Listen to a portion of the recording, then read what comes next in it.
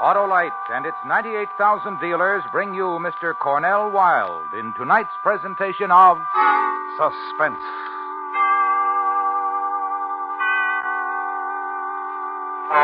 Tonight, Autolite presents a story based on fact. The dramatic report of a murderer and how he spent 7 hours with a young lady before he killed her. It's called Somebody Help Me.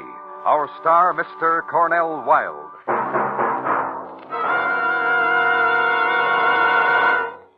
How would you like to feel that you have been responsible for your church, hospital, local YMCA, or other local or national recognized charity sharing in $100,000? Well, you can be if you are one of 25 selected in the huge $100,000 Autolite Family Charity Drawing. Now, here is what Mr. Mortimer Brandt, president of the National Cancer Foundation, says about the Autolite Family Charity Drawing. The Autolite Family Charity Drawing makes it possible for you to provide needed care to the victims of advanced cancer. I sincerely hope that you will designate the National Cancer Foundation as your charity.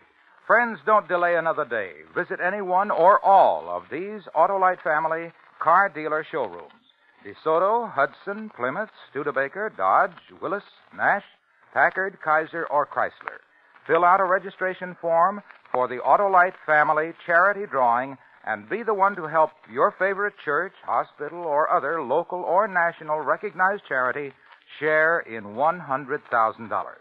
Sign up tomorrow for sure. And now, Autolite presents transcribed the remarkable characterization of Mr. Cornel Wilde in Somebody Help Me, hoping once again to keep you in suspense.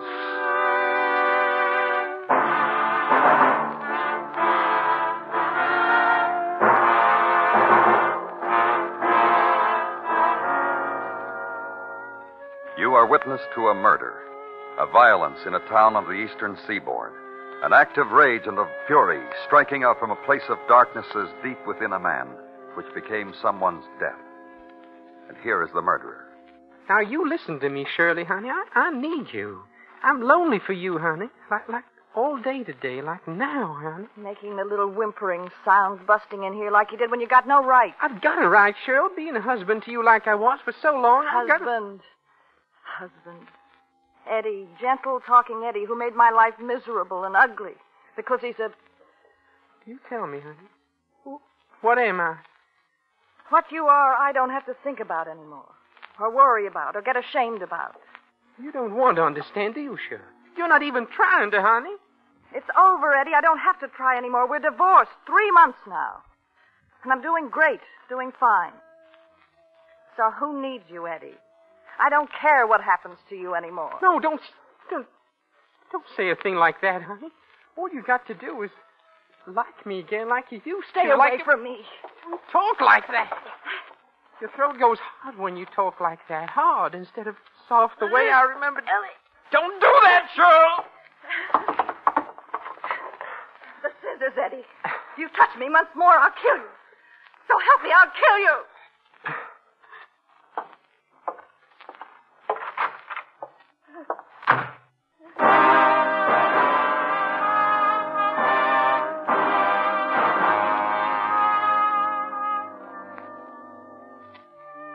The murderer, who then got into his car and drove through the city, through drifting twilight of early autumn, through the ending of a quiet Sunday, and into a street lined with maple. At the corner, a girl waiting for a bus. Hey, Eileen! Eileen, victim. Eileen Hall. It's me, Ed. Eddie Franklin. Not just some guy trying to pick up. Ed. I'm sorry. I really did think you were some fresh kid or something. Can I drive you someplace, Eileen? Well, It's no trouble, honest. I was just driving around. Oh, no special place to go. No one to see. You give me a real pleasure. Oh, you're sure it's no trouble? My pleasure, honest. Come on, my pleasure. Hop in. Eileen, dear, wait. Who's that? Just Lois Anderson's a girlfriend of mine I was visiting with today. I just left her house a few minutes ago. You mind if I... Oh, no, not one little bit. You go right ahead, Eileen. I'll wait. What is it, Lois? Something I forgot to give you, dear. A little present I had for you. I wrapped it nice. You can open it when you get home. Oh, thanks, Lois. Don't keep your fella waiting, dear. Whoever he is. Anyone I know? I don't think so. Thanks again, Lois. Well, I was coming out of my house and I saw the car drive up and stop, and I thought It's all right. I know him. He's a friend. Good night, Lois.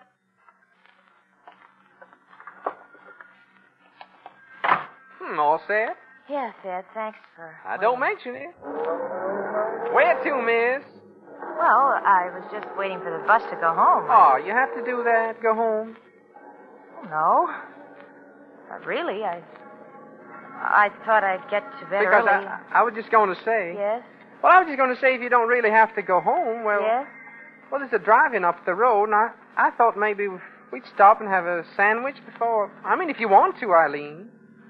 It's very sweet of you, Ed. I'd like to. Oh, my pleasure, Eileen.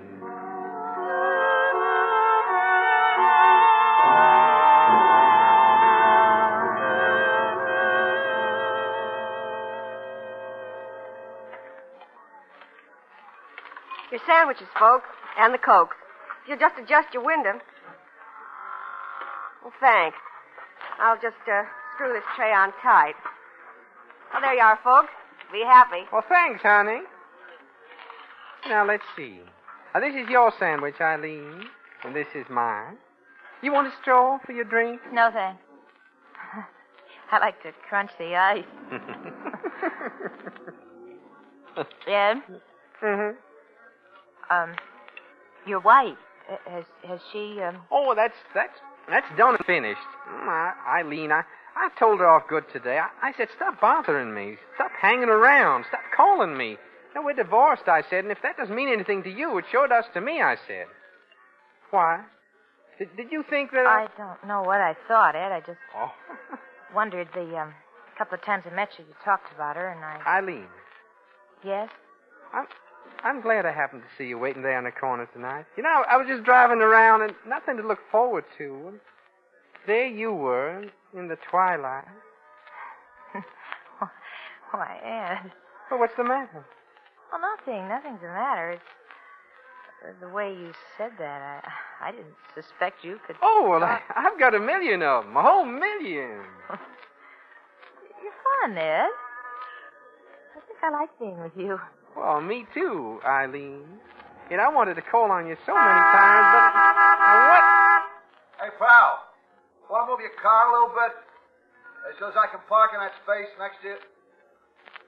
You hear me, pal? Oh, one of those, huh? Shut up! Ed, all you gotta do is just pull over a little and... He's got no right to. I'll show him. I'll show that loudmouth. Now, what's with you, big mouth? You figure I own the world or something? Oh, I got me one of those. What are you, a miser, kid? You collect parking spaces? All you gotta do is move your car a little. I'm not going to, big mouth. I got there first. Me and my girl, we don't want to move. We're not going to move. Yes, you will, kiddo. Why, stop it. Stop that. Stop it. You too crazy or something? Well, you heard him, Eileen. You saw him. He shoved. Stop it. You hear? Ed, let's get out of here. Let's go someplace else. You want to? You really want to? Tell him you want to, lady. All I am is hungry for a cheeseburger, so get him away from me. Let's go somewhere else, Ed. Maybe where we can dance. Someplace that... I know a place on the highway where there's a jukebox. That sounds like fun. Let's go there, Ed. My pleasure, Eileen.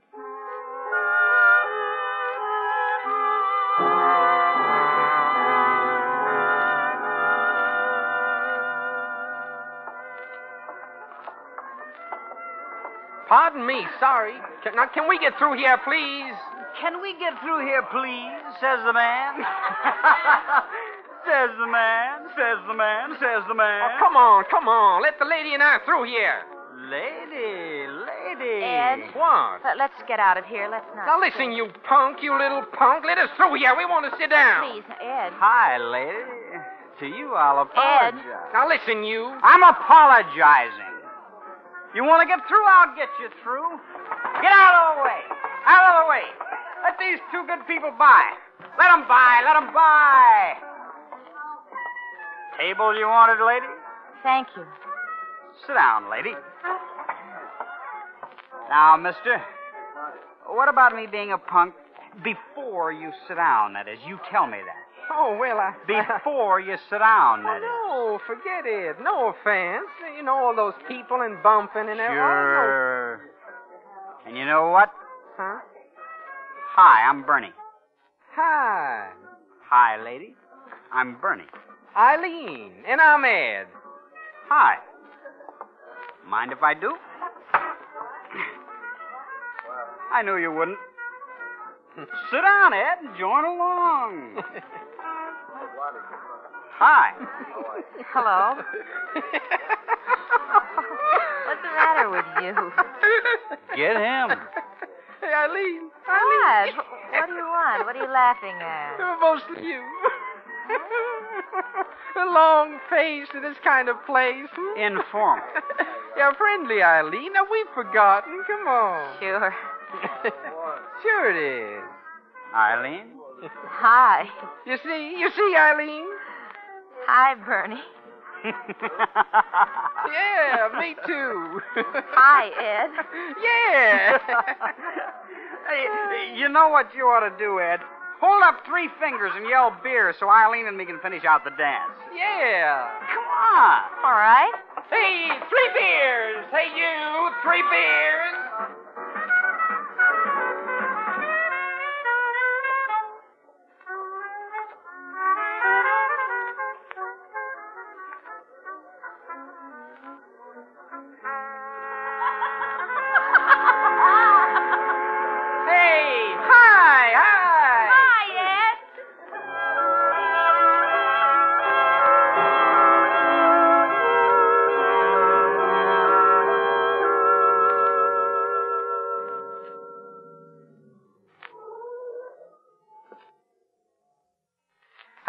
I'll tell you what.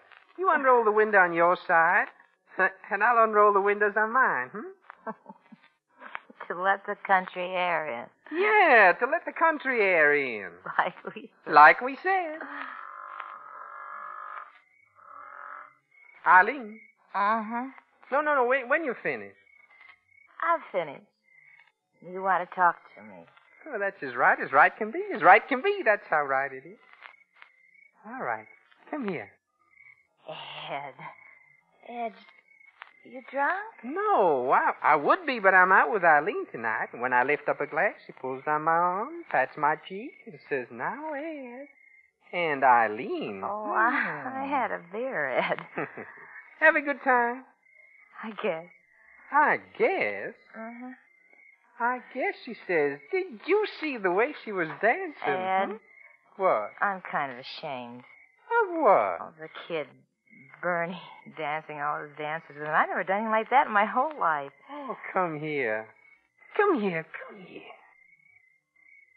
Ed? What's the matter? Look. What's the matter? Nonsense. Now, what? This. Better we go home. No, better we don't, baby. Baby? Me? Baby? Home, Ed. Oh no. Where you picked me up. You did do that, didn't you? Picked me up. I must have been. What? Out of your mind? Better go home. Oh, no. Now, listen, I'm lonely. Stay away from me. Come here, you. And all the rest of them. Ed? Come here.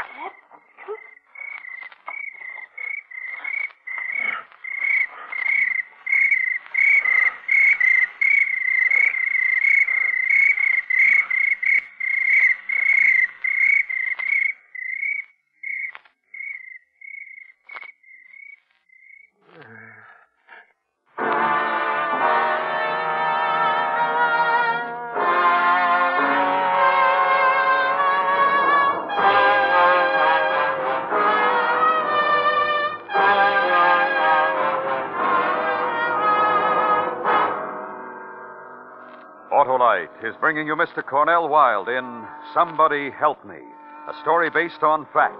tonight's presentation in radio's outstanding theater of thrills, Suspense.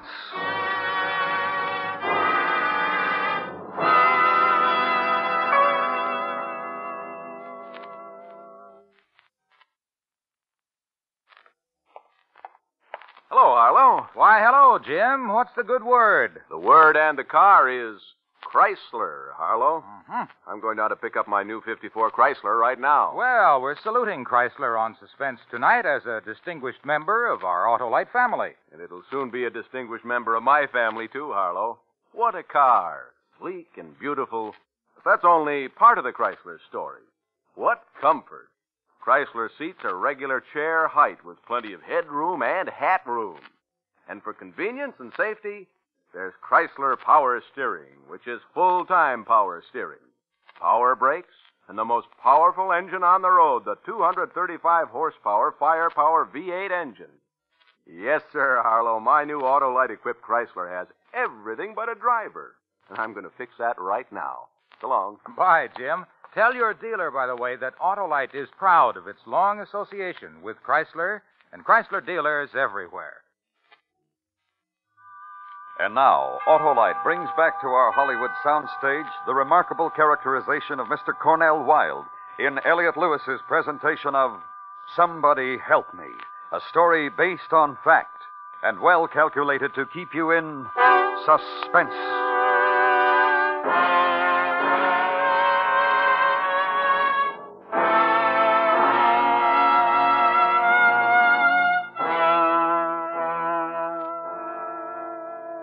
Eileen Hall was missing.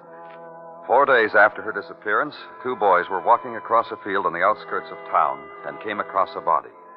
Identification was made by fingerprint, and it was established that this was the missing girl. Her friends were questioned, and it became known that 3 men had been interested in Eileen.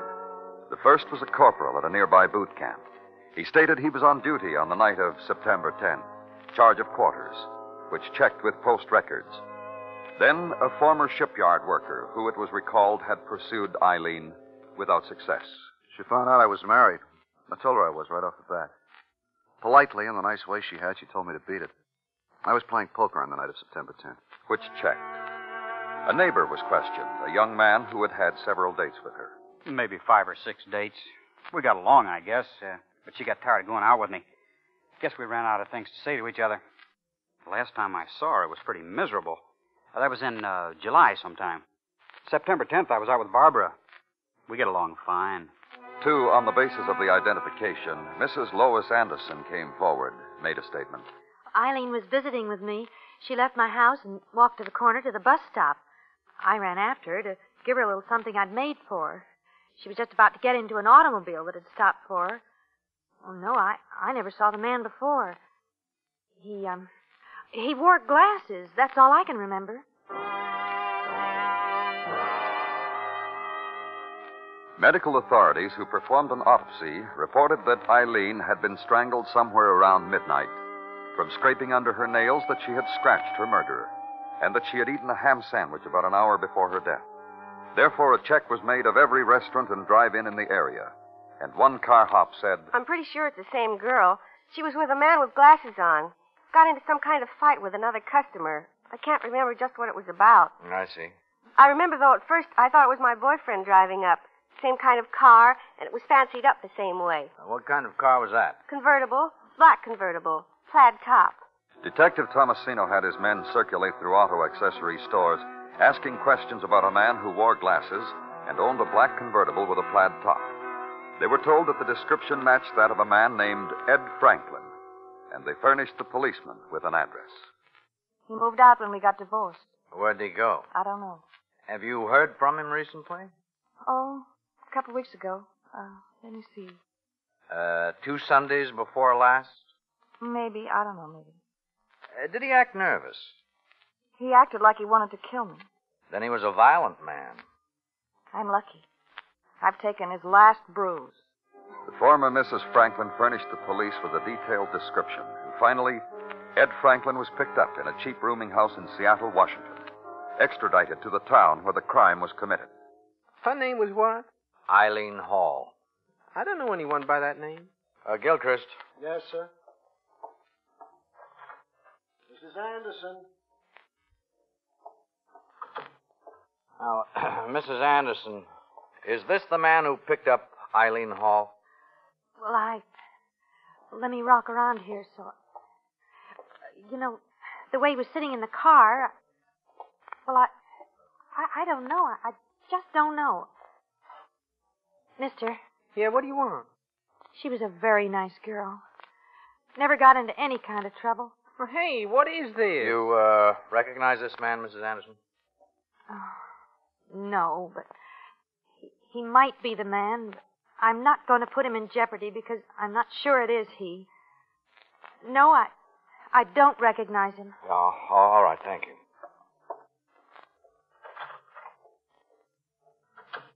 You see? See what? Well, she saw the killer and she said I'm not the one. Tell me something, Mr. Franklin. Well, any old thing. What were you doing in Seattle? Well, what's that got to do with... This is your home, Mr. Franklin. You were married here. Your job is here. Why did you go away? Well, restless. Why? Well, why does a man get restless? Tired of the same old thing? Well, that's right. Job, routine. Right. And the man gets lonesome. And the man gets lonesome, sure. For your wife? Well, what about her? I just asked if you got lonesome for her. Divorced her. Why? Well, nothing was good enough for her. Well, we didn't get along. We got divorced. Did you ever beat her? Well, no. Got along fine, then. I just told you we didn't get along. What line of work are you in? I'm a salesman. Leather goods. Wallets, belts, things like that? Yeah, that's right. Pretty good at it, too, huh? Sure. Then how come you were practically a vagrant in Seattle? Huh? Practically a vagrant in Seattle. Well, I... Upset about something? Running away from something? No. Then what? Well, just no, that's all. Get that boy, Gilchrist.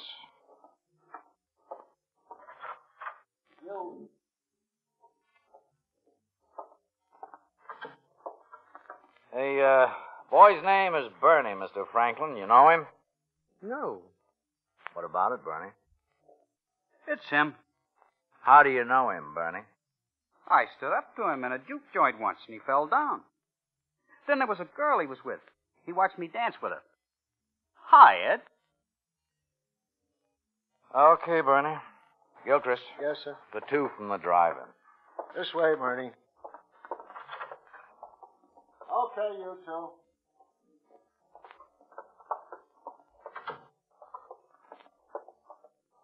Ever see this man before? Yeah, that's him. Doc's driving. Almost had a fight with him. I served him. Girl with him when you saw him? According to her picture in the paper, the one who was murdered. Yes, sir. Thank you.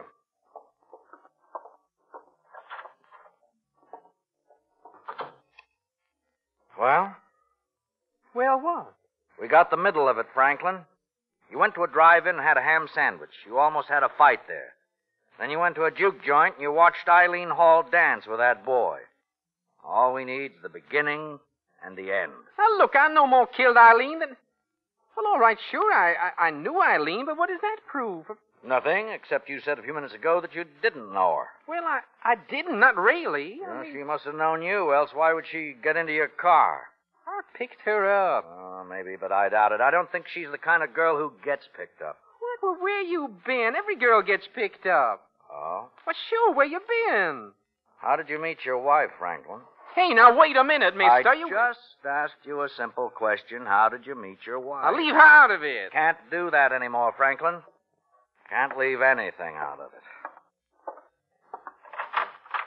Come in, please. Sit down, please. I was just telling Hello, you. Ed. Shirley, honey. You're in a lot of trouble, aren't you? Yes, I am, honey, but don't you worry about it. I'm not going to worry about it, I don't Ed. want you to, honey. I don't want you to worry about anything. I'll get out of this. We'll start all over. What? Oh, boy, am I glad to see you here. Ed. I can handle anything to throw at me now. Ed. Oh, it's true, honey. I'm not going to deny it. I was out with this girl. We went to a drive-in, and we went to a beer place. They had music there. You know, I didn't even dance with her, honey. Ed. I didn't... Take it easy. Will you listen to me? Well, what, honey? Ed. Sure, honey. What do you want?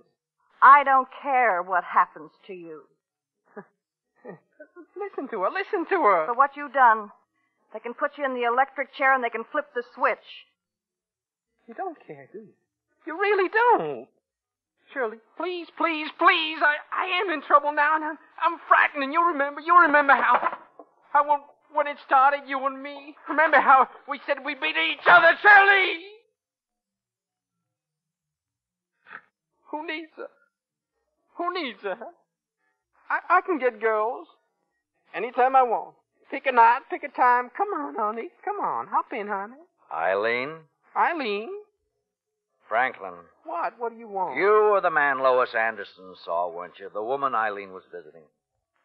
Yeah. And the man who had the fight in the drive-in. Now, listen, that guy... The man who had the fight in the drive-in. Okay. And took her to the juke joint. And it was just like that boy Bernie said. Okay. Why did you kill Eileen Hall? What? Why? What? I'm just like any other guy. I'm a good guy. Well, lonely sometimes, but I'm just like any other guy, not any different. Now, why did I kill her? She was close to me. She wanted to go away, and I got lonesome, so I held on to her forever. You understand? Yeah. For the rest of her life. And listen, that's what a fellow wants from a girl. I'm no different at all.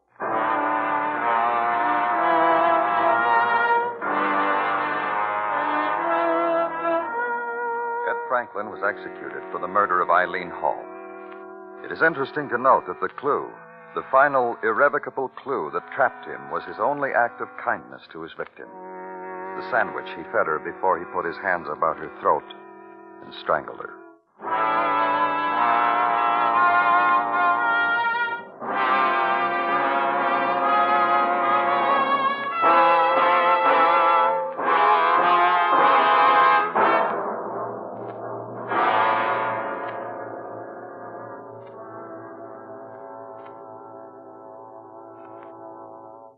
Suspense. Presented by Autolite. Tonight's star, Mr. Cornel Wilde. This is Harlow Wilcox again. Remember, you can now do your favorite local or national recognized charity the favor of a lifetime. If you're one of the 25 persons selected in the huge $100,000 Autolite Family Charity Drawing, you can name any recognized charity you wish to receive a big share of $100,000. Those charities can be schools, hospitals, churches, the National Cancer Foundation, or any other local or national recognized charity.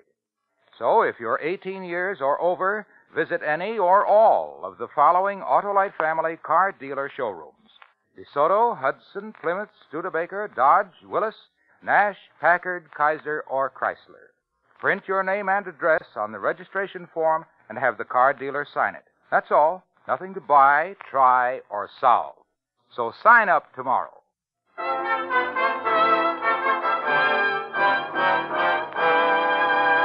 Next week, a story based on fact. The true report of a man who had everything going for him, but since all his dealings were illegal, it became necessary to move around more frequently than was usual. It's called Grand Theft. Our star, Mr. David Niven. That's next week on Suspense. Suspense is transcribed and directed by Elliot Lewis, with music composed by Lucien Morawick and conducted by Lud Gluskin.